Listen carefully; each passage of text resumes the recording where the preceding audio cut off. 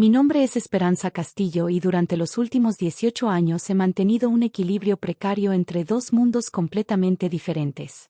Para mi familia, soy la hijastra que nunca cumplió las expectativas, la que terminó como secretaria en los juzgados después de estudiar derecho sin conseguir el éxito profesional que esperaban.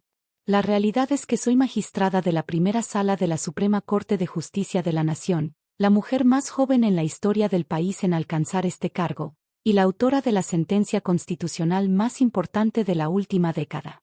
Mi madrastra Leticia se casó con mi padre cuando yo tenía 15 años, 3 años después de que mi madre muriera en un accidente automovilístico. Desde el primer día, Leticia estableció una jerarquía familiar clara. Su hijo mayor Sebastián era el heredero intelectual, destinado a grandes cosas en el mundo de los negocios, mientras que yo era la hijastra problemática que necesitaba ser enderezada hacia una vida más práctica y realista. Esperanza otra vez leyendo códigos. Me había preguntado Leticia durante mis años universitarios, cuando pasaba las noches estudiando jurisprudencia en la biblioteca de la casa familiar. Deberías estudiar algo más práctico, como administración o contabilidad.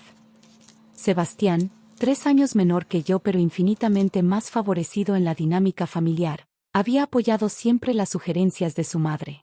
Mi hermana vive en las nubes, solía decir en reuniones familiares, cree que va a ser una gran abogada, pero la realidad es diferente. La realidad, efectivamente, era diferente. Después de graduarme summa cum laude de la Facultad de Derecho de la UNAM, obtuve una maestría en Derecho Constitucional en la Universidad de Oxford con beca completa, y un doctorado en Jurisprudencia Comparada en la Universidad de Harvard. Pero para mi familia, esto solo confirmaba mi tendencia a escapar hacia los libros en lugar de enfrentar el mundo real. ¿Cuándo vas a conseguir un trabajo serio?, me había preguntado mi padre durante una cena familiar hace 5 años, cuando regresé de mis estudios en el extranjero. Ya tienes 30 años, Esperanza. Es hora de sentar cabeza. Estoy aplicando para posiciones en el Poder Judicial, había respondido, sin mencionar que mi aplicación era para una plaza de ministra en la Suprema Corte, no para un puesto de secretaria como mi familia había asumido. El Poder Judicial. Leticia había alzado una ceja con esa expresión de desaprobación maternal que había perfeccionado durante años. Esperanza, esas son oficinas llenas de burócratas. No es lugar para alguien con ambiciones. Lo que mi familia no sabía era que mi aplicación al Poder Judicial había resultado en el nombramiento más joven en la historia de la Suprema Corte Mexicana. A los 32 años, había sido designada magistrada por el Senado de la República después de un proceso de selección que involucró a los juristas más prestigiosos del país. ¿Conseguiste trabajo?, me había preguntado Sebastián 6 meses después de mi nombramiento, cuando llegué a la reunión familiar mensual en la casa de mi padre. Sí, conseguí trabajo. ¿En qué juzgado? En el más alto, había respondido, técnicamente sin mentir. Sebastián había sonreído con esa condescendencia que caracterizaba nuestras conversaciones. Bueno, al menos es trabajo estable. Aunque supongo que el salario no será gran cosa.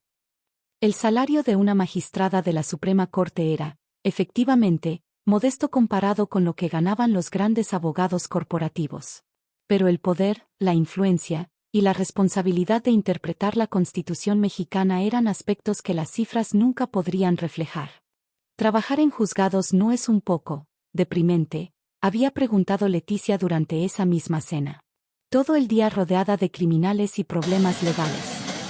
Es más complejo de lo que parece, había respondido, sin explicar que mi trabajo involucra casos constitucionales que definen los derechos fundamentales de 130 millones de mexicanos. Durante los siguientes meses, mi familia continuó tratándome como la hijastra que había encontrado finalmente un trabajo gubernamental estable pero sin mayor importancia.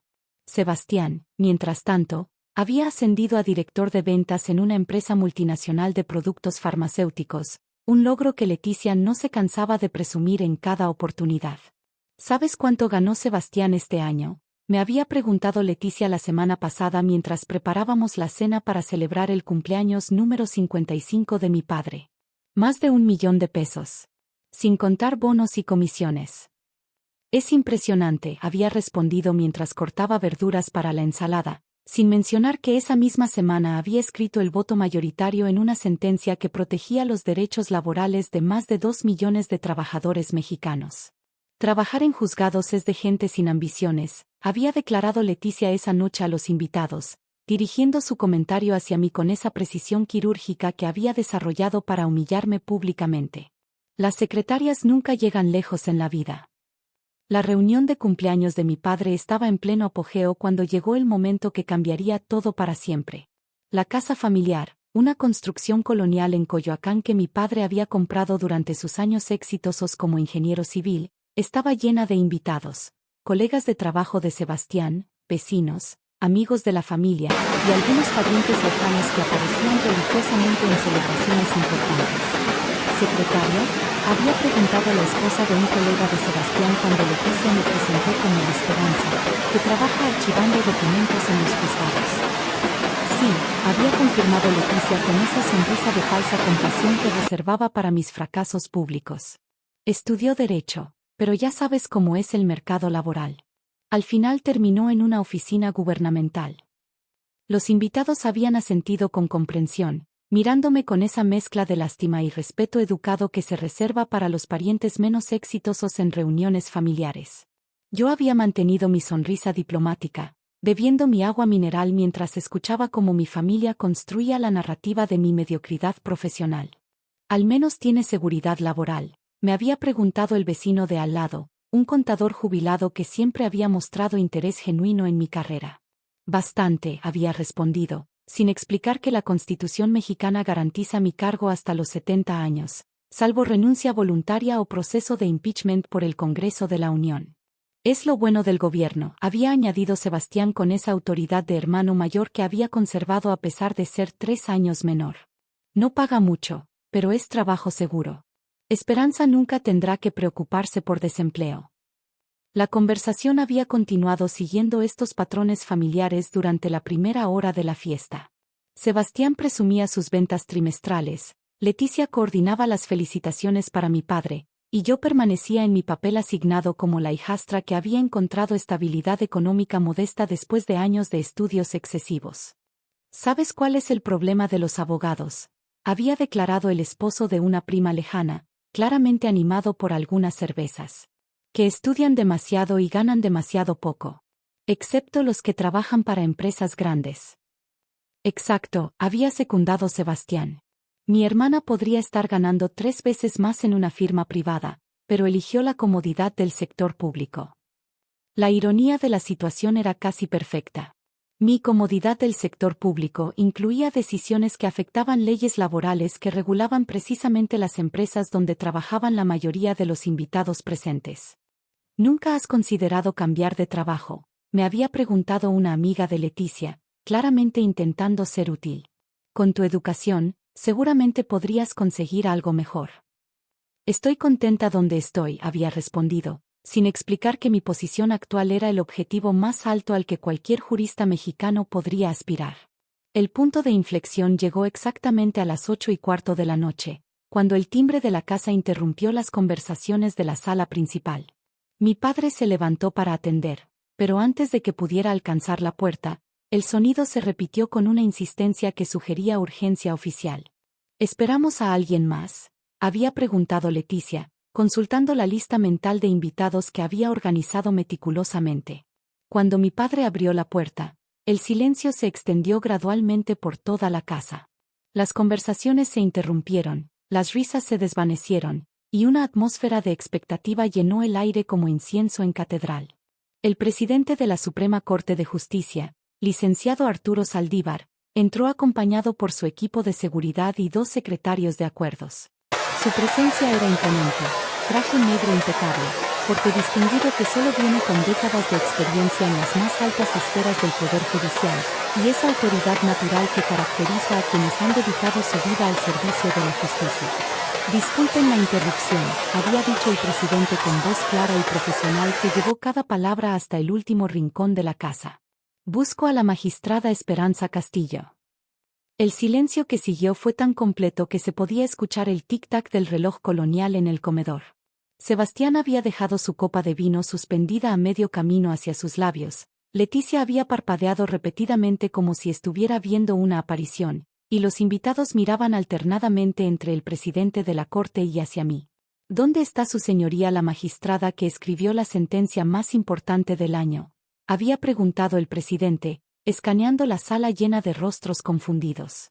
Me levanté lentamente, sintiendo todas las miradas converger sobre mí como reflectores en un escenario.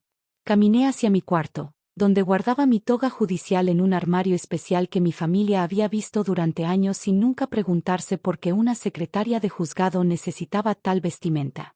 Cuando me puse la toga negra con sus distintivos dorados que identificaban mi rango de magistrada de la primera sala, la transformación fue visible para todos los presentes.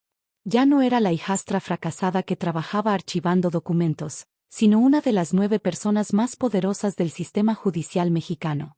Su señoría, me saludó el presidente cuando regresé a la sala, realizando una inclinación formal que protocolos centenarios exigían entre magistrados de igual rango.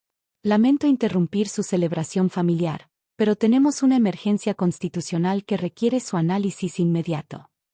Saqué mi maletín judicial, que había mantenido discretamente en mi automóvil durante años para evitar preguntas familiares incómodas. Los documentos dentro estaban marcados con el sello oficial de la Suprema Corte y la clasificación urgente, asunto constitucional. Magistrada, había murmurado mi padre, su voz quebrada por la incredulidad absoluta.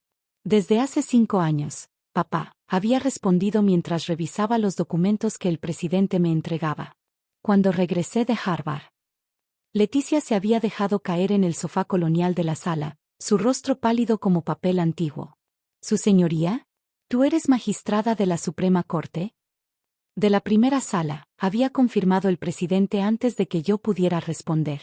La magistrada Castillo es la autora del proyecto de sentencia que protegerá los derechos laborales de millones de mexicanos. Su jurisprudencia será estudiada durante décadas. Sebastián había encontrado finalmente su voz, aunque sonaba pequeña y confundida. Pero dijiste que trabajabas en juzgados. Trabajo en el juzgado más importante del país, había respondido mientras organizaba los documentos urgentes. Técnicamente no mentí. El presidente había consultado su reloj. Su señoría, necesitamos su voto para la sesión extraordinaria de mañana. El caso involucra la constitucionalidad de reformas laborales que afectarán toda la estructura económica nacional. Por supuesto. ¿Cuánto tiempo tengo para revisar los alegatos? Hasta mañana a las 6 de la mañana. La sesión comenzará a las 8. La conversación continuó durante 15 minutos, discutiendo aspectos técnicos de jurisprudencia constitucional, precedentes internacionales, y las implicaciones sociales de la decisión que tomaríamos. Los invitados permanecían inmóviles, observando cómo su secretaria de juzgado debatía asuntos de Estado con el jurista más importante del país. ¿Necesita que la escoltemos a su casa?, había preguntado uno de los oficiales de seguridad del presidente. No es necesario, gracias. Tengo mi propio equipo de seguridad. ¿Tu propio equipo de seguridad?, había preguntado Ana, una prima que había permanecido callada durante toda la revelación. Los magistrados de la Suprema Corte recibimos protección federal, había explicado mientras guardaba los documentos en mi maletín. Nuestras decisiones afectan intereses muy poderosos. Cuando el presidente y su comitiva se marcharon, la casa familiar había quedado sumida en un silencio que parecía pesar como plomo derretido. Los invitados no sabían cómo procesar lo que habían presenciado, mi familia no sabía cómo reconciliar años de percepciones erróneas con la realidad que acababa de revelarse. ¿Cuánto tiempo?, había preguntado finalmente mi padre, su voz cargada de una mezcla de orgullo y arrepentimiento. ¿Cuánto tiempo qué? ¿Cuánto tiempo ha sido magistrada sin decirnos? 5 años, 3 meses, y 16 días. Leticia había encontrado finalmente su voz, aunque sonaba quebrada y pequeña. ¿Por qué nunca nos dijiste? ¿Cuándo?, había respondido, manteniendo mi tono profesional pero permitiendo que una nota de tristeza filtrara mi voz. ¿Durante cuál de las cenas donde me describían como fracasada? ¿Durante cuáles de las reuniones donde explicaban mi falta de ambición? Sebastián se había acercado lentamente, su arrogancia anterior completamente evaporada. Esperanza, yo no sabía. Las cosas que dije. Dijiste lo que pensabas basándote en tus propias definiciones de éxito, había interrumpido gentilmente. Para ti, éxito se mide en ventas trimestrales y salarios altos. Para mí, se mide en justicia constitucional y protección de derechos fundamentales. La conversación había continuado hasta muy entrada la noche. Por primera vez en 5 años, mi familia me había preguntado genuinamente sobre mi trabajo, mis responsabilidades, mis decisiones judiciales que habían impactado la vida de millones de mexicanos. ¿Tu sentencia sobre derechos laborales?, había preguntado mi padre. ¿Es la que salió en todos los periódicos el mes pasado? La escribí durante 3 meses, revisando jurisprudencia internacional y consultando con expertos en derecho laboral de 6 países. Esa sentencia que protege a los trabajadores de despidos injustificados, había añadido Sebastián, claramente procesando las implicaciones. La misma. También establece precedentes para negociación colectiva y seguridad social universal. Leticia había permanecido callada durante la mayor parte de la conversación, pero finalmente había encontrado palabras. Esperanza, durante todos estos años pensé que... Pensaste que había fracasado porque mi éxito no era visible de la manera que esperabas, había completado su frase. No es tu culpa. Mi trabajo requiere discreción. ¿Pero por qué tanto secreto? Porque las decisiones que tomo afectan intereses multimillonarios. La confidencialidad protege la integridad del proceso judicial. 3 meses después, cuando los medios de comunicación comenzaron a analizar el impacto de mi sentencia sobre derechos laborales, mi familia finalmente comprendió la magnitud de mi trabajo. Los economistas estimaban que mis decisiones judiciales habían protegido empleos por valor de más de 50,000 millones de pesos anuales. ¿Sabes qué es lo más irónico?, me había dicho Sebastián durante nuestra última conversación telefónica. Durante años te critiqué por no tener ambiciones, cuando en realidad tenías la ambición más noble de todas, servir a la justicia. No era ambición, había corregido. Era vocación. ¿Cuál es la diferencia? La ambición busca reconocimiento personal. La vocación busca servir algo más grande que uno mismo. La dinámica familiar había cambiado completamente. Leticia me había pedido disculpas formales por años de malentendidos, mi padre había comenzado a leer mis sentencias publicadas con orgullo paternal, y Sebastián había desarrollado un respeto genuino por mi trabajo. ¿Alguna vez te arrepentiste de mantener el secreto?, me había preguntado mi padre durante nuestra última cena familiar. No. El secreto me permitió desarrollar mi carrera basándome en mérito, no en expectativas familiares o presiones sociales. ¿Y ahora? Ahora ya no necesito secretos. Mi trabajo habla por sí mismo. 6 meses después de la revelación, fui invitada a dar una conferencia magistral en la Universidad de Harvard sobre jurisprudencia constitucional en democracias emergentes. Mi familia completa asistió virtualmente a la conferencia, escuchando por primera vez cómo profesores de derecho de la universidad más prestigiosa del mundo discutían mis contribuciones al derecho constitucional internacional. ¿Sabes qué aprendí de todo esto?, me había dicho Leticia después de la conferencia. ¿Qué? Que el trabajo más importante a menudo es el menos visible. Y que las secretarias de juzgado, como yo pensaba que eras, en realidad sostienen todo el sistema de justicia. Todas las personas en el sistema judicial son importantes, había respondido. Desde los oficiales hasta los magistrados. La justicia es un esfuerzo colectivo. 1 año después, cuando fui considerada para el cargo de presidenta de la Suprema Corte, mi familia organizó una cena de celebración. Esta vez, no hubo malentendidos sobre mi trabajo ni comentarios sobre falta de ambición. Presidenta de la Suprema Corte, había preguntado Sebastián cuando se anunció mi nominación. ¿Eso significaría que serías la persona más poderosa del sistema judicial? Significaría que tendría la responsabilidad de liderar a las 8 mentes jurídicas más brillantes del país en la protección de la Constitución mexicana. No es lo mismo. No. El poder se toma. La responsabilidad se acepta. Y así fue como mi familia aprendió que las secretarias de juzgado, como ellos pensaban que era yo, en realidad pueden llegar muy lejos. Tan lejos como la Constitución y la justicia lo permitan.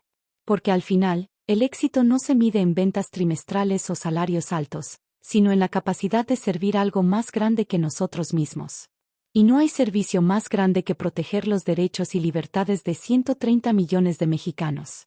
Esa es una ambición que vale la pena mantener en secreto hasta que el momento correcto llegue para revelarla al mundo.